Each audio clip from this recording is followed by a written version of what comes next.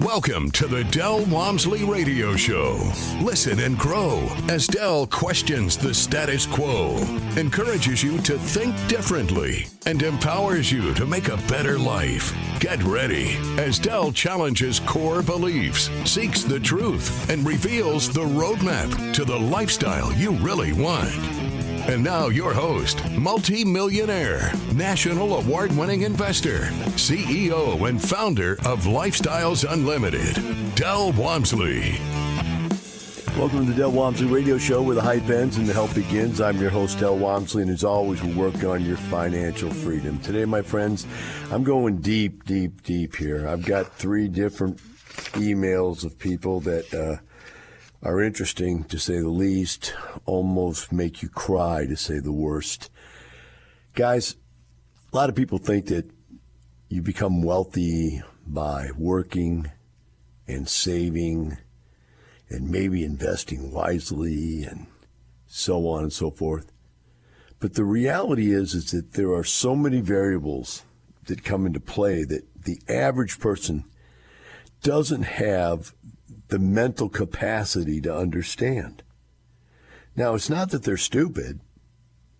It's just that they've never been trained to think like someone who has money. Rich people think differently than poor people. Poor people think about ways to maintain their poverty, ways to maintain their middle-class status. They perfect middle-class status. They perfect poverty.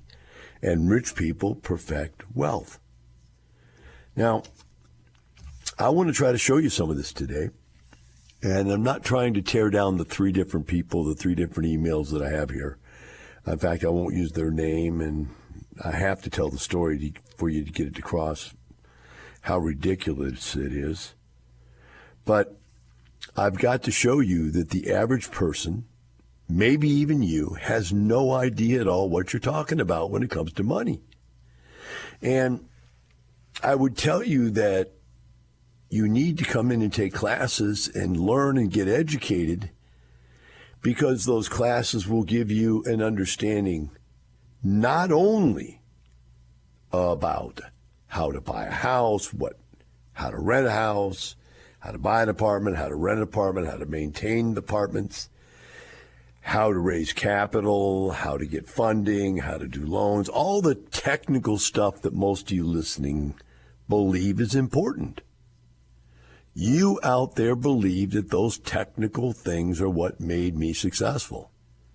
And I will share with you that although I know all those technical things, I found each and every one of them out the moment I needed it, not a moment before, and not much later after. Otherwise, it was because it was a mistake that I didn't learn it, and the message came back and bit me in the you-know-what. So as I go through these, I want to take them apart. As you've seen me do this before, I take emails apart, paragraph by paragraph, sentence by sentence, and just show you they're just ignorance. And ignorance is such a mean word, but it is ignorance of life, of money, of reality. It doesn't mean they're ignorant and they can't read. They probably can read better or write better than I can. They probably definitely spell better than I spell. I can't spell at all. It's not that kind of ignorance, right? What are the presidents since the beginning of time? You know, that's a good piece of information. It's totally useless, but it's a good piece of information. There's a lot of stuff. What are the capitals of all the states? There's a lot of stuff that you learned in school that was information, but it had nothing to do with life.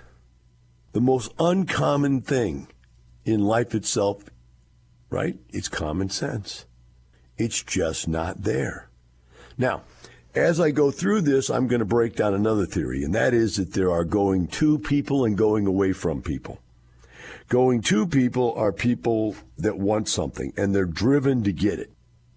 And going away from people are running away from pain, running away from some fear, and they do anything they can do to get away from that fear or to lessen that fear and to protect themselves from that potential problem. So there's the going to people and the going away people, right? And I'm going to try to break that into this conversation also. But it's difficult because the stories that I have here themselves are interesting enough. But we'll try to thread it in there that, hey, what kind of person do you think these were? Because that going to and or going away from thread, which sometimes I call A personalities and B personalities, right? And that is really more commonly what I call it, the A personality, the B personality. I think Tony Robbins calls it the going to and the going away from personalities, is really something that also colors all these points I'm going to make today. So I'm going to start with this email. It says, and by the way, I got this from someone who had a question for me. And I don't mean to be rude. In fact, it's a she. She's got a bunch of questions for me. And at the very end, I'll try to answer some of the questions. But really, the answer to the question is everything you're talking about, thinking about, and doing are wrong. But let's go ahead and get into it so that you can learn something about this. It says, good morning. A little over a year ago, my husband and I purchased a piece of land for less than $50,000 at the coast. Now, what does that mean, at the coast? She goes on and says, the lot, so it's just a lot, we purchased is not a waterfront property. It's just a water view, okay? So that means it's in on a street or a subdivision or something where they're not the houses along the beach. They're not along the waterfront. They're just a block away, 2 blocks away. You could be 5 blocks away and still see the water and be, in view, have a water view, right? So the first thing you need to understand is that the difference in value between being right on the water and being anywhere near the water is astronomically different. Astronomically. I mean, to own a piece of land where you have an ocean frontage, you've got actual ocean frontage. And that's not to say, okay, I've got ocean frontage across the street from a park. That's still ocean view. You don't have ocean frontage. You can't go in your front yard, your backyard, or whatever, and run down to the beach and put your little canoe in and, swim. So that's very important to understand that difference there. Because, she goes on and says, but the house right next to it is waterfront property, and it recently sold for $1.2 million. Now think about that. What is she saying? A house with a lot that's waterfront property. So I was very excited to think that we got a hell of a deal, and that recent sale should help us increase our property's value tremendously. Okay? But the question is that true? And the reality is it has no truth to that statement whatsoever. None. Because the property she bought is still what it is. It's a lot. And it's water view, whatever that means. So whatever it was when she bought it, that's what it is. Now, this other property, and here's the kinds of things she doesn't even think about, is in a waterfront lot. Well, which lot is larger? She didn't mention that. And really size of the lot. And the other thing she just left out completely is the $1.2 million home. They bought a home for $1.2 million. You could have the exact same size lot. And let's just say they're both not on the water or they both are on the water. And you, being a poor, broke person that you are, middle-class American that thinks $50,000 is something you would buy a lot and do, which is really, I'm going to get into this in a second, one of the dumbest things you could possibly do is buy raw land. But you're dumb enough to believe that's the thing to do with your money, with your $50,000. And to think that that kind of money you are going to afford to build a $1.2 million home on your lot? No, you're not. Today we are tearing apart emails of people that have asked me questions, and sincerely, you don't want to insult people, but the bottom line is, if I don't insult the ignorance behind the basis of the questions and the emails, then I'm not doing what I was put on this earth to do, which is to teach you guys how to end up wealthy, like I am, and not middle class, like you are right now. So you're going to have to go back to segment 1 to be able to pick up where we're at, but I'm going to bring you in. This lady wants to buy a lot, or had bought a lot on the water. She doesn't say where it is. It wasn't on the water, though. It was off the water, but it had water view. In the same neighborhood, somebody sold a house for $1.2 million on a waterfront lot, and I made the point that none of those had anything to do with each other. She then goes on now and gets really confusing. He says, but the other day I found another property on the water. I'm just debating if I should sell the land I have and get the waterfront lot. Okay, so here's where it gets interesting. This particular lot is much smaller than our property, and the houses around it are not valued as high as the property we currently own. The houses around the property we currently own. Well, she doesn't own a house. She owns a lot. And what she's really saying is that she could move out of a nicer neighborhood where the houses are nicer and move into a poor. And by the way, they don't live there. They own a lot. And all this discussion is over a lot. This has nothing on it, right?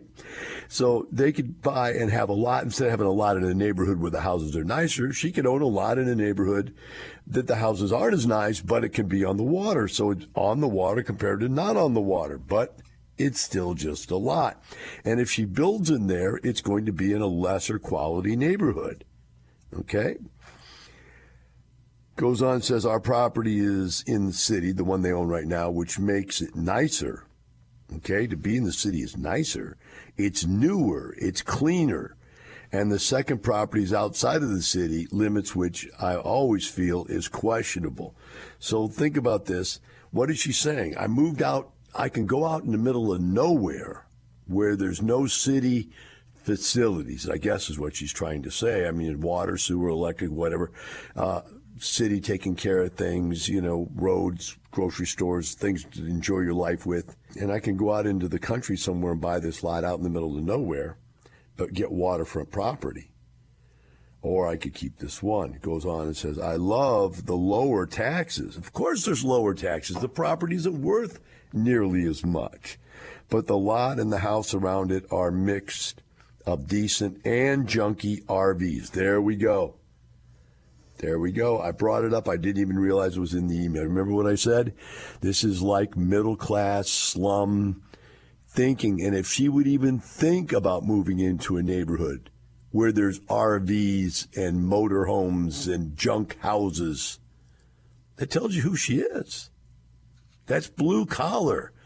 That's low-end white collar. That is the stuff I grew up with my whole life, where the people, my grandparents had a cabin on a muddy river called Mississippi where there were snakes and rats, and it was disgusting.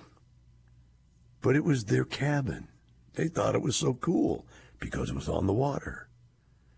It's just insane. So now she's going to own a lot in a junk neighborhood, right? Goes on and says, I don't think we can afford to have two properties. Now she wants to own both at once, but I'm also open to being creative with financing the other property if we can have the second property.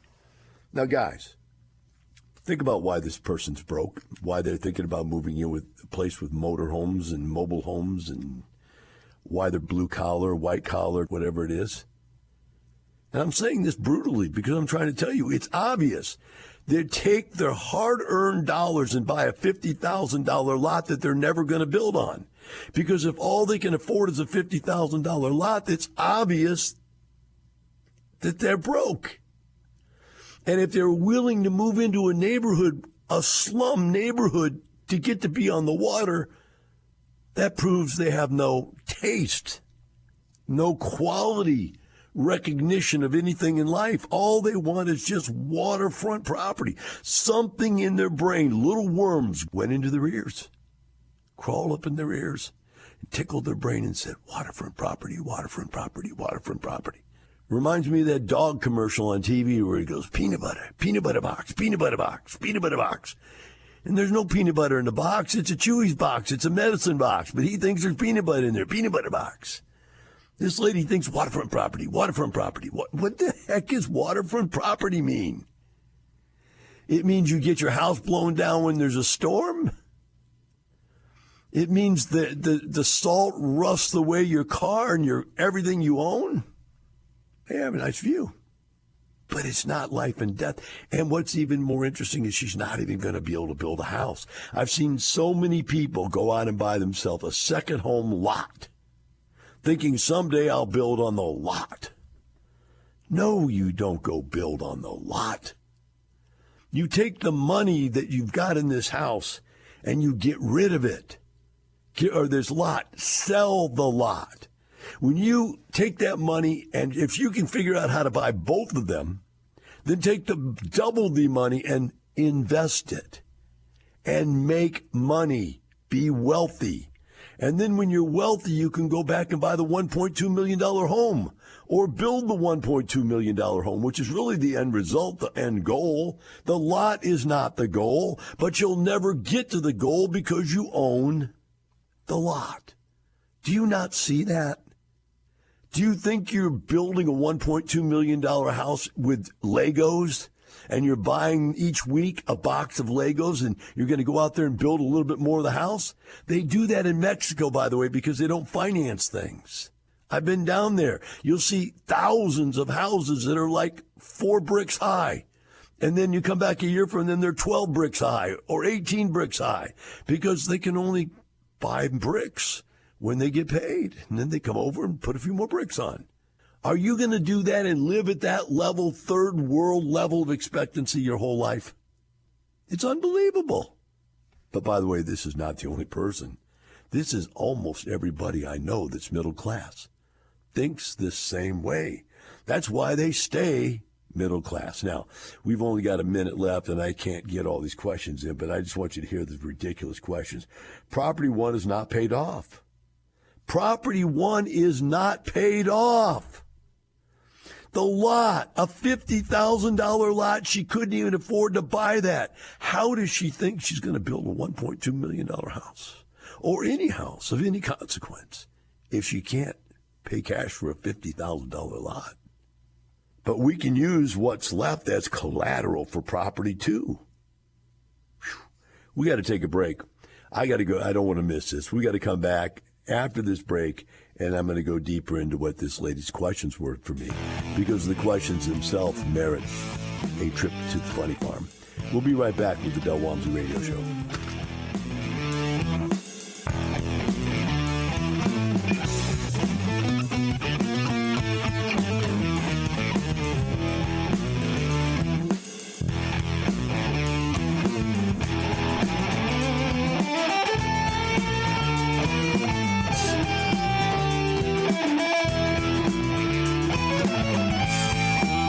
Teaching you with a roadmap to creating the lifestyle you really want. Keep listening. The Del Walmsley Radio Show returns in moments. Stop waiting. Stop sitting around. Stop procrastinating. This is your time. Make it happen. Do it now. When's the best time? Now. People go, well, I don't know. It's going to crash. It's going to be better next year. I've got to listen to 4 more classes. I love guys come up to me all the time. You know, I've been listening to you on the radio for 8 years now, right? I go, and you're not rich yet? Well, really, I'm thinking about joining next month. Do it now. Learn the skills you need to retire with real estate in 5 years or less. Do it now. Register for the Lifestyles Unlimited free online workshop. LifestylesUnlimitedWorkshop.com. Welcome back to the Del Walmsley Radio Show. Today I intended to go through 3 emails to share with you bad ideas and how middle-class people get stuck in the middle-class lifestyle for the rest of their life. But I've got on one here that just it was just so full of material that I just had to keep going. There's still one paragraph left, which is the questions. All the stuff that the premises that she used to get to the questions, the premises themselves are upside down, backwards, and silly. Don't make any sense to a person that understands what I'm talking about. Now, there's a lot of people out there. I know thousands of you are listening going, man, you're laughing your butt off right now. But that's kind of unfair. And I say that only because I don't want to hurt the lady's feelings too bad. I'm sure she's probably crying right now. But the bottom line is maybe she knows. Maybe her husband knows. Maybe her husband's saying, honey, you're an idiot. And I'm glad Del Walmsley spoke to you. And maybe it will save their marriage because she wants to do something this stupid. So what does she want to do? She wants to buy a lot. She already owns a lot that's useless. She says it's water view. It's useless. They can't build on it. In fact, they still owe money on the lot. They only paid $50,000 for the lot, and they're talking about it being, worth a lot because somewhere close to it, somebody sold a $1.2 million home. There's no $1.2 million home on a $50,000 lot. I'll guarantee you that right now. I'm willing to bet you your entire net worth. That lot that house is on is nothing close to the value of the lot you bought. Goes on and says, property one is not paid off, but I'm used to it. I could use it to collateralize property too. So what does she want to do now? As if bad is not bad. Let's add insult to injury. I already own one property that's useless, that makes me no money at all, sends me no cash flow, that I'll never really be able to build on because I don't have the money to do it, or I wouldn't be having these stupid conversations with myself. And now I want to buy a second one. I'm going to go deeper into debt. You're in debt for something that doesn't make you money. Now you want to use what little collateral you have in the property to buy another property to go deep into debt that doesn't make you any money. If you'd work that hard to get rich, you could get rich. But you're working that hard to get poorer, to go further in debt. There's no value to these lots. They are not investments, no matter what you think. Second point, property one is not paid off, but we have some equity in our home in San Antonio. Can we get a home equity loan and use that for a down payment? There you go. Let's go even further in debt. Now, I tell people all the time they should go into debt on their personal residence to go and buy investment properties. That's a logical thing to do. You take money that's sitting there doing nothing and you go buy something that makes you money. That's a logical thing to do. You take debt equity and make it productive. But to take debt equity and buy more debt equity is the dumbest thing. Think about this. One lot debt equity. She wants to go into more debt equity in her house, more debt in her house to buy another lot of debt equity. That's three stupid things wrapped into one idea. I don't even think I could make up something that dumb. If I wanted to make this email up, I couldn't do it, I guarantee you. Three bad ideas wrapped together in one bad idea bunch. The next thing she says is, do we try to buy the waterfront property and make it contingent on the sale of property number one? Now, that's a real estate question. And that could probably happen right now. And the reason why that could probably happen is because it's a buyer's market right now, not a seller's market. And because it's a seller's market, they're not able to sell this stuff, especially some blank, empty lot. It's useless. People that are going into a recession, and that's the other thing this lady doesn't get. We are currently headed for a recession. And she wants to go deeper into debt in the face of a recession to buy more properties that have debt and no cash flow, have no asset value. She can end up buying both of these properties, go deeper into debt on a personal residence. The recession hit, both of the lots become worthless. She can't sell them to get any money. She loses, or her husband loses their job, and they can't pay for their home in San Antonio, which has more debt on it, and they could lose their personal residence. And all in all, for those triple stupid ideas wrapped together into one major decision, they could go broke in the next recession. And if they did, I would get the email, well, it was some things, the recession came, it wasn't really fair, Nothing that the government, even Joe Biden, is insane as he is right now. Nothing Joe Biden could do would whack you out more than the personal decision this person's ready to make. Number 4, do you just pass and stay with property number one? as the value will grow, and we should enjoy the deal we got on it. Whew. You know what happened? She came out the other side of insanity and took a breath of air and goes, I'm just dreaming. I'm just thinking stupid stuff, and maybe I should just stay where I'm at. Yeah, but I will tell you this. There's more to it than that. You should sell the lot you have before the lot values become worthless in this next recession. You need the money. You should take the money and go invest. Then you should go get an equity loan against your personal residence and take that money and go invest. Buy yourself some rental houses, or buy yourself a fourplex, or buy yourself a small apartment, whatever you can afford to buy. But that's what you need to do. Everything you outlined on this email is wrong. The least of all the wrong things you could do is stay right where you're at. You've already made that bad decision, and if you're in love with it and you think you're someday going to be able to either sell that lot for a profit or build something on it, or whatever it is that you're dreaming is going to happen before you die, before your kids go to college, before you get broke, before you get sick, before your car breaks down, before the world ends, before you lose your job. All that stuff in the future for a lot that's just sitting there costing you money. You're paying property taxes on it. Remember, it's in the city. She said she had to pay more property taxes on it because it's in the city. So you're paying property taxes on something that's giving you no value whatsoever. And you're just doing it. So, hey, if that's what you want to continue to do, you've done a dumb thing, you want to continue doing a dumb thing, that's fine. But if you want my advice, and you did write me, which means you think you want my advice, I would definitely change your position. Now, is this lady a going to or a going away from person? This is a going to person. She is a type A personality. Whatever she wants, she wants. She doesn't have any logical ability to think it through and to come up with the ability to say, boy, this is really stupid. A type B person would have tore this idea apart in a million different ways. They would have thought of all these different things that I came up with, and they would have been afraid of all of them. Now, interestingly enough, if she's married, that's a really interesting combination, because maybe the husband's telling her all that stuff, and she's going, yeah, you want to sleep on the couch, buddy? Just keep telling me. Just keep telling me I'm wrong. You'll sleep on the couch, I guarantee you. All right? The next one I want to go into is an interesting one here. It says, thank you for reaching out. I'm emailing you. I emailed you on July 21. I am too old.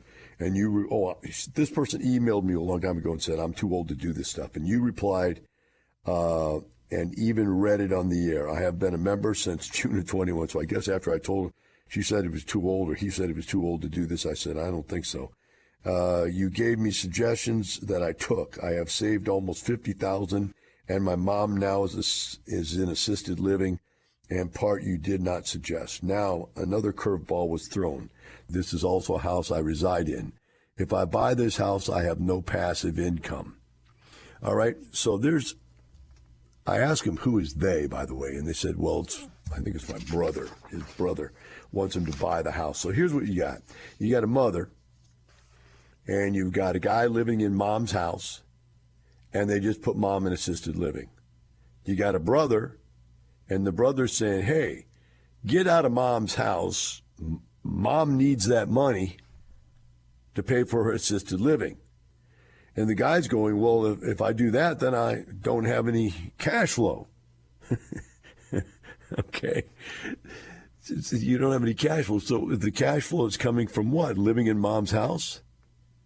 He goes on and says, I joined Lifestyles because everything I've heard has made so much sense. I now feel stuck.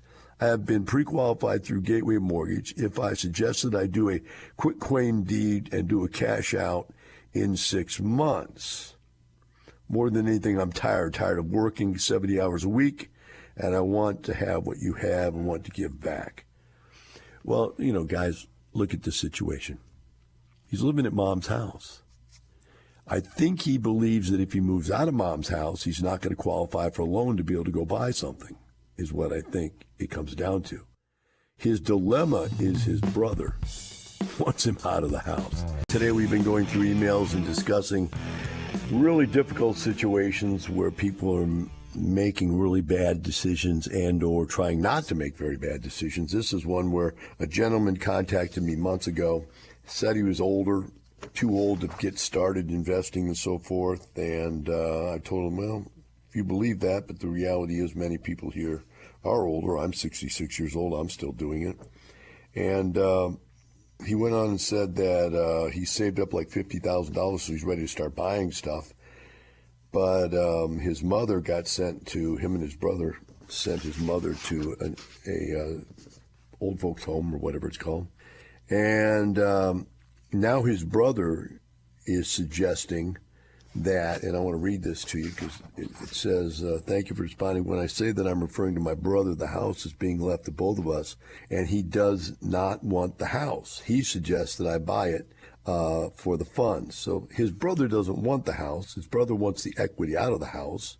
And interesting, he says his brother does not want the house, but they're going to suggest that we buy the funds to pay for mother's care, and if she should pass away within the next couple of years, we could split what was left over of the money. So what he's trying to do is he's saying, look, and they both have power of attorney also on this. What he's saying is really fair. He's saying, you've got an asset there that she's leaving to both of us. We each have half the value. And I want my half out of it. So why don't you buy me out of this situation? And the brother's going, and because the brother, he's saying, I want to sell the thing. And then he's saying, the other brother's saying, the one that is a member is saying, well, I don't want to do that because I live there.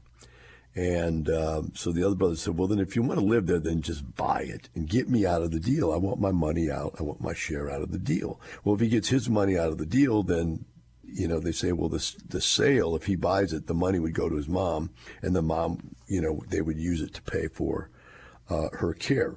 Really, I think what's two things here you have to look at. Number one, I think he thinks that if he sells the house and he has to go rent somewhere, that's going to make it so he can't qualify for a loan. I don't believe that, but if it's true, he would have to follow up and make sure that is true. Secondly, if that's the case, then he likes the fact that he lives with no rent. He might want to just go ahead and make a deal with his brother where he pays for his mother's hospice care, and he does it out of his pocket, but doesn't show it as an expense, so that he qualifies for a loan still, as opposed to, you know, actually showing that he pays rent. But I really don't believe that's the case. What I do believe, though, is that, unfortunately for me, the gentleman that's asking the question, which is a member, is on the wrong side of this argument. The truth of the matter is they need to sell this house. They need to sell it right now. And that's why I say these are the emails of dumb poverty, is that when you're poor and you're barely making it in life, you just think like impoverished poor people. This case, there's absolutely no reason you want to keep your mother's house. There's nobody to maintain it, although he's living there. You know, one brother is being taken disadvantage of because of it, and or they're making it difficult to get the money to get to the mother. The second brother is actually right. They should sell it and pay for mother's care. It's her asset. Don't worry about the fact you want to live in it. I know he's my member, and I'm arguing against his position, but that's just the way it is, the truth sometimes. All right, the next one is a guy contacted me, and he was thinking about being a member of Lifestyles, but he was really kind of apprehensive until he came in and went through the classes and met all the people, and then he became, really excited about it. But he said he'd gotten burnt by somebody else, and I asked him if he'd share who he got burnt by, because I wanted to be able to share it with you guys so you don't get burnt by the same system. And he said he wouldn't give me the specific guy's name, I don't think, because he's in a lawsuit with him trying to get his money back from him. Says, thanks for asking about it. I'd let you use my name and likeness, but once the lawsuit is over, you can use my name and likeness. It was for a company to build a done-for-you drop shipping website and run it for me, but they didn't complete the work and are refusing to return the money. I paid them $25,000 for them to do a 50-50 partnership in this deal where we ran the site, and the minute they were supposed to get work, they claimed they couldn't do it because the market crashed. Apparently, the part you want to watch out for is done for you, as they were never going to do it in the first place. Just take the money and run. I would just recommend anyone stay away from affiliate marketing or drop shipping type programs, as it seems there are more scams than there are legitimate businesses in that space. Trying to follow your program now, though, So won't be looking into any of that stuff again, and going to focus on real estate moving forward. Really appreciate the program you've put together and can't wait to get through it. All right, well, that was the good news. Well, no, that's not good news. He got burnt and he didn't get his money back. I thought for a second he might be getting his money back. Let's go to one more email here, or one more thing, and it's interesting.